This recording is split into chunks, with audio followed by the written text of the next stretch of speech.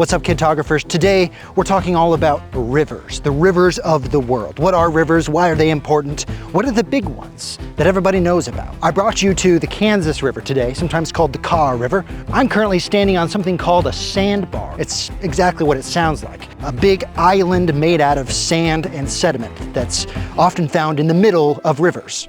Now, humans need water to survive, right? Which is why anywhere you find water, you find human beings, whether that's lakes or oceans or rivers. Humans have used rivers for drinking water and growing our food and for moving things from one place to another. So pick any river in the world and you're likely to find that people have lived there for a really, really long time. But rivers are also very important to animals, like the fish that live in them, and the birds that eat the fish, and the mammals that eat the fish, and the plants that use the water to survive. So what are rivers, and how are rivers different than lakes or ponds or oceans? To put simply, rivers are falling water, except for instead of like a waterfall where the water goes straight down off of a cliff, river water moves very, very gradually. It's almost like if you had a line like this, and the water is just barely moving down this very gradual slope. That's what a river is. And rivers can be small, like creeks or streams, or they can be really big, like the Mississippi River or the Amazon River. And because of this, unless something really big like an earthquake happens, rivers are always moving in only one direction, downstream. And most of them are trying to get to the ocean, because the ocean, for the most part, is the lowest place you can get. It's the bottom of the hill when it comes to the earth. But that doesn't mean that every river actually reaches the ocean. Many rivers end in lakes, or by going underground, or some rivers even get all of their water used up before they reach anywhere. Some rivers end up getting stopped by things called dams, which are these big, big buildings that we build on rivers to stop the flow of water and use it for electricity. Isn't that crazy that we figured out how to use flowing water to make our light bulbs turn on? And that's not even a recent invention. Humans have been doing this for a very long time. Not necessarily with light bulbs, but we've been using the flow of water and the power of rivers to do things like make water mills that helped us grind wheat into flour. So where do rivers actually come from? Well, they come from a couple of different places. Some rivers start as underground springs, where the water comes up from underground and begins flowing on the surface of the earth. Other water comes from a bunch of rain falling all over the place and all tumbling down into the same place. And still other water for rivers comes from snow melting high up in the mountains, like the Rocky Mountains, and then all tumbling down in the warmer months. But rivers tend to form when lots of smaller creeks and streams and rivers all flow into each other. For instance, the river behind me, the Kansas River, just a short ways away, is an even smaller river called the Wakarusa River, and it flows into the Kansas River. And then further downstream, the Kansas River will flow and empty into the Missouri River. And then the Missouri River will empty into the Mississippi River, which is why all of these rivers are part of something called the Mississippi River Basin, which is this big area of the United States where all of the rivers flow into that one river, the Mississippi River. It's all connected. It's all a system, just like everything on planet Earth. Which is why it's also incredibly important that we keep our rivers clean and not polluted, because anything I put into the water here could end up all the way in the ocean on the other side of the country. So if I throw trash or bad chemicals or something into the water here, it will flow downstream and affect people and plants and animals far, far away that I've never met or interacted with. Which is why I can't just make decisions based on me here and now. I have to think about everything that I'm interacting with, because rivers connect us all. So it's very important that we do our best to keep our water clean. Now, there are a lot of rivers in the world, like a lot of them. But there's several big rivers that are really important to geography and human history. And if you want to understand more about our world, it's important to know about them. So let's head back to headquarters and talk about it. Our first river is the Amazon River, which is located here in South America. And the Amazon River actually starts really close to this ocean over here, the Pacific Ocean. But instead of going to that ocean, it goes all the way through the Amazon rainforest and comes out in this ocean here, the Atlantic Ocean. And the Amazon River is not necessarily the longest river in the world, but it is the biggest river in the world. What I mean by that is that it carries the most amount of water. Because rivers can be long, but they can also be wide and deep. And the Amazon River carries more water than any other river in the world. It's also home to a stunning variety of animals, all different types of birds and reptiles and mammals. And what's even weirder, and this doesn't even sound like a real fact, is that the Amazon is home to pink dolphins. I know, it sounds like a crazy conspiracy theory, but it's true. There are pink dolphins in the Amazon River. I've seen them with my own eyes. The Amazon River is incredibly important to the geography and the environment of South America. From the Amazon River, let's go north to the Mississippi River.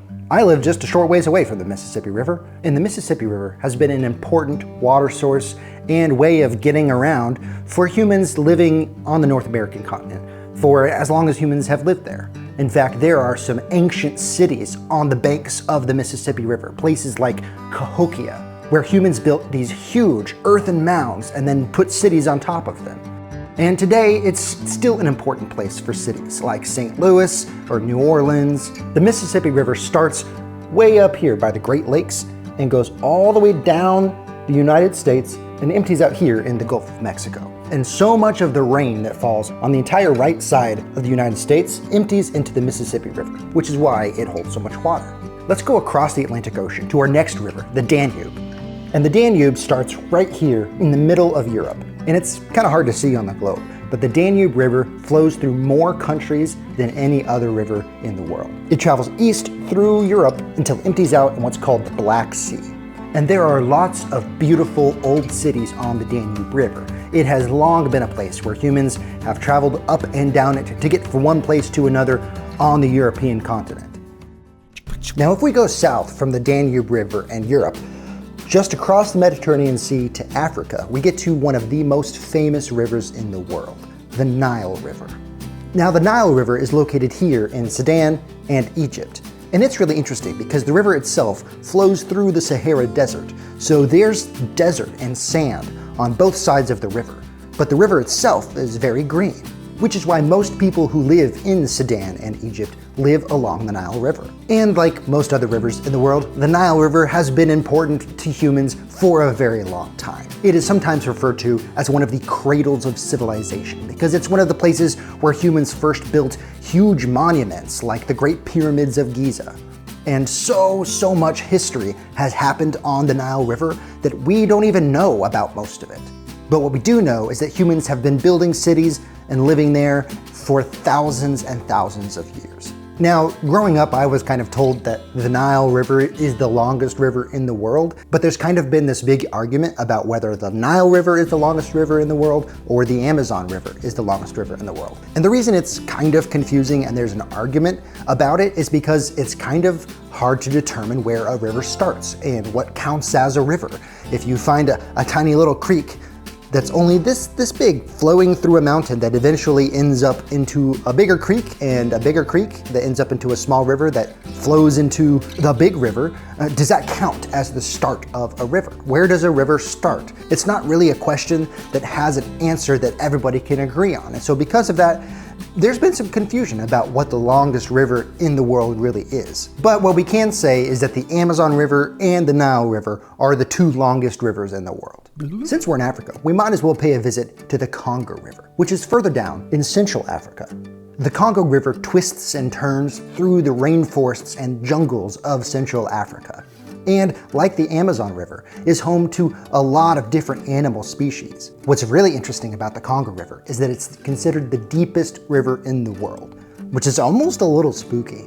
The Congo River, like the Nile and the Amazon, is a very long river with lots and lots of water that flows through it, and of course, is very important to the continent of Africa. It also has lots of rapids and waterfalls. If we go just a short ways across the Arabian Peninsula, we get to two rivers that are very important. It's the Tigris and the Euphrates River. Now, these two rivers flow in the same direction, very close to each other. They're kind of like twins. And they flow right here through Syria and Iraq and empty in the Persian Gulf. And this is a place called Mesopotamia. It's also considered one of the cradles of civilization, one of the places where humans first started growing food and building cities. And between the Tigris and Euphrates rivers is where some of the world's first schools and first stories were written. It's a very old place with lots and lots of history and stories. But let's keep going, because just a short ways away to the east from the Tigris and Euphrates River is another river that is also considered one of the cradles of civilization. If you haven't picked up on it yet, rivers are really important to building things like cities and growing food and helping humans live on planet Earth. So over here in southern Asia is the Indus River, which is where the Indus River Valley civilization began over 5,000 years ago. And that's where we get the name for the country of India from, is from the Indus River. And because of the way the rain falls in this part of the world, the Indus River often floods, and that can be really devastating. In the wintertime, there's not as much water, and the river's a little bit smaller. But in the summertime, there's something called the monsoon, which is what brings all of those rains down and floods the Indus River. And while this can be really dangerous and causes a lot of damage, it's also important to the people that live there to get all of that rain every summer. Living by rivers can be really complicated. Did you know that there's not only one, but two really big important rivers in the Indian subcontinent? A very short ways away from the Indus River is the Ganges River, which flows through the country of India. The Ganges River is known for having lots and lots of people living near it. And when I say lots of people, I mean it. It's one of the most crowded places on planet Earth. It's also really important to the religion of Hinduism, which is what many people in India believe. The waters of the Ganges start high up in the Himalayan mountains, which is where Mount Everest is, and work their way through the plains of India down into what's called the Bay of Bengal.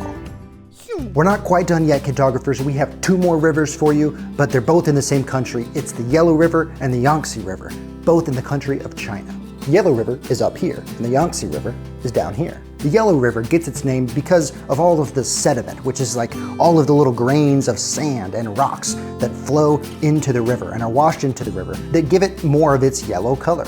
And the Yangtze River is one of the most important rivers for the country of China. In fact, 1 out of every 3 Chinese people live near the Yangtze River. And just like the Ganges River, these two rivers in China have lots and lots of people who live near them, especially near the coast, where the rivers flow out into the ocean. Now that we're done with our globe, let's get back out to the river. Look at this mussel eating. What a strange, cool little creature. If you've ever seen seashells, that's what's inside the seashell. It's like an animal that's kind of like a weird, muscly tongue. That was a lot of rivers, but a lot of fun. I hope you learned something.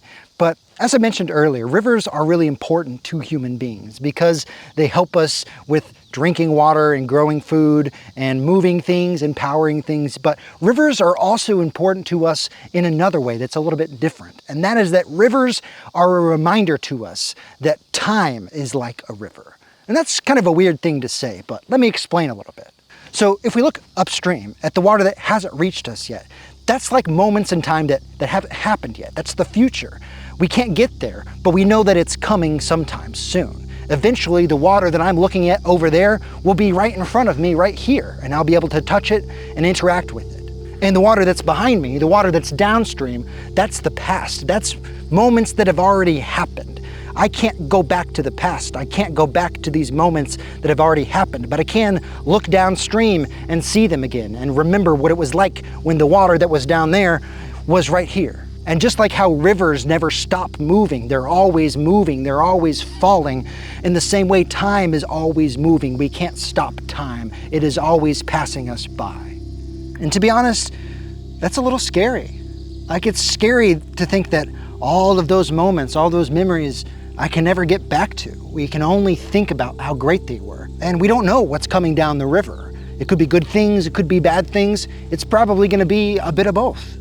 So it can be scary, but it's also exciting. All we have is the water that's in front of us right now. Just like all we have is the present. All we have is today. The river, just like time, it takes things away from us, but it's also the thing that brings things to us. For instance, my dog just died, Charlie. I had him for a really long time. In fact, he was my dog for so long that the last time I didn't have him as a dog, I was just a teenager, which it was a long time ago.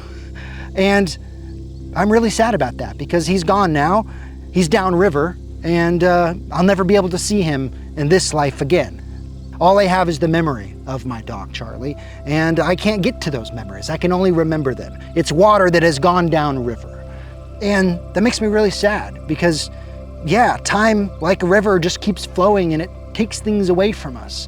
But also time is kind of like a gift. It's the thing that brings those things to us in the first place. So yeah, I'm really sad that my dog Charlie has passed away and is gone now. But also, I'm so happy because how wonderful is it that he got to be here at all, and that we got to be together, and that he got to be my dog for so many years.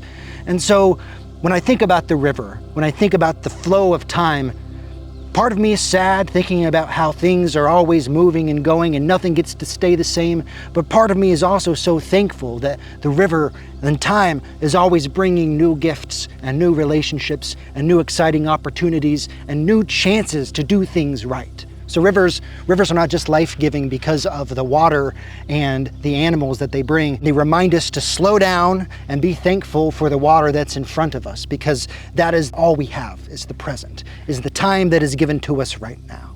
And all we can do is be thankful for the water that's in front of us. So until next time, Kidtographers, remember that it is a wide, wonderful world. So stay kind and stay curious. I'll see you next time.